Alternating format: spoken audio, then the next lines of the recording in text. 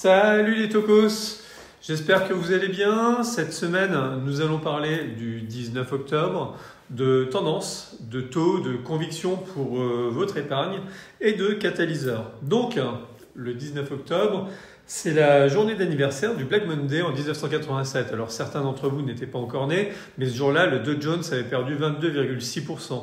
Et le 20 octobre est habituellement la journée de la statistique, et ces statistiques impactent fortement habituellement sur les variations des marchés financiers. Mais cette année, pas de stats majeures en ce 20 octobre. Et ce n'est peut-être pas plus mal d'ailleurs, car la géopolitique et les banques centrales suffisent amplement à générer de la volatilité sur les marchés. D'autre part, la saison de publication des résultats trimestriels a démarré. Elle se révèle pour l'instant mitigée, mais il est encore bien trop tôt pour dégager une tendance fiable pour les mois à venir. Toutefois, en France, l'indicateur du climat des affaires vient de passer en octobre sous sa moyenne de long terme. Cet indicateur est calculé par l'INSEE à partir d'un sondage de l'opinion de dizaines de chefs d'entreprise dans toute la France. Ces chefs d'entreprise qui sont représentatifs des grands secteurs de l'économie. Bref, la semaine boursière se termine sous les 7000 points à 6816 points et une semaine qui clôture sous les 7000 points, ça ne s'était plus vu depuis le mois de mars.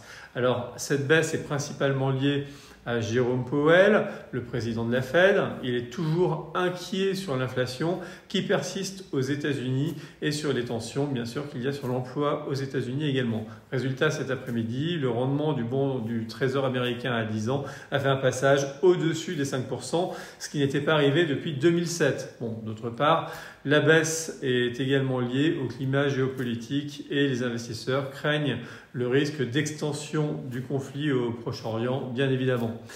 Mais pour reparler des banques centrales, le 10 ans américain au-dessus des 5%, ça c'est un vrai événement. Et ça secoue les marchés financiers, croyez-moi. Imaginez, ce n'était plus arrivé donc depuis 2007. Et paradoxalement, les statistiques économiques aux États-Unis continuent de montrer une résistance complètement inattendue de l'activité et elles affichent une forme vraiment surprenante. Surprenante parce que avec ces niveaux de taux, les US devraient entrer en récession, surtout avec un taux d'emprunt hypothécaire à 8%. Mais en y regardant d'un peu plus près, on se rend compte que la hausse des salaires, l'emploi et les plans de soutien, particulièrement aux entreprises, ont permis aux investissements de se maintenir au bénéfice de la croissance, malgré une dette abyssale à un coût hyper élevé. C'est un choix et il s'avère gagnant pour l'instant, mais on sait aussi que l'impact de la hausse des taux n'est visible qu'après 12 à 18 mois au mieux. Donc une petite récession pourrait poindre son nez d'ici quelques temps, ce qui serait probablement d'ailleurs de bon augure pour les marchés, car cela signifierait une baisse des taux en vue. Souvenez-vous, c'était notre scénario central si vous reprenez nos vidéos de l'été et de la rentrée dernière. De l'été dernier et de la rentrée dernière.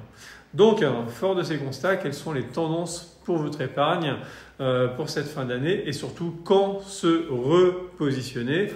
Eh bien, nous avons principalement 4 catalyseurs qui vont être déterminants dans les semaines à venir sur les marchés. Tout d'abord, l'inflation. Le pic a été atteint en septembre aux US et en novembre en Europe.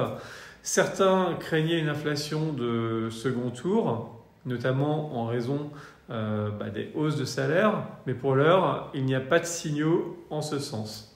Ensuite, nous cumulons les signes indiquant que les banques centrales approchent de la fin de leur cycle de hausse sur toutes les zones géographiques. D'ailleurs, c'est peut-être même déjà fini. Là encore, c'est plutôt une bonne nouvelle. Le risque de poursuite de hausse des taux est possible en cas d'inflation persistante aux US et de la capacité de l'économie à résister durablement. Mais bon, aujourd'hui, moi, je pense que c'est terminé. Ce qui semble plus difficile en Europe, d'ailleurs.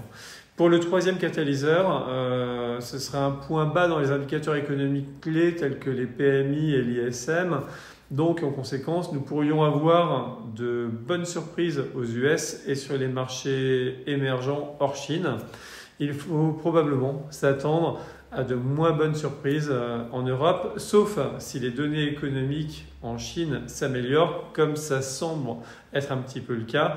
Et dans ce cas, il devrait se produire une baisse des investissements et de la consommation. Enfin, le quatrième catalyseur serait un point bas dans les révisions de bénéfices.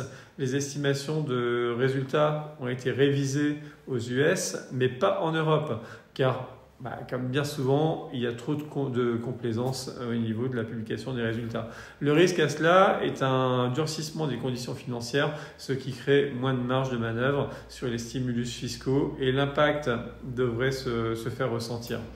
En conclusion, nos convictions pour la fin d'année sont orientées sur les obligations au rendement en short duration, c'est-à-dire les fonds au rendement daté, l'investissement de grade, les actions européennes dans le cadre d'une rotation sur le secteur défensif. Pourquoi ne pas revenir tout doucement sur la Chine?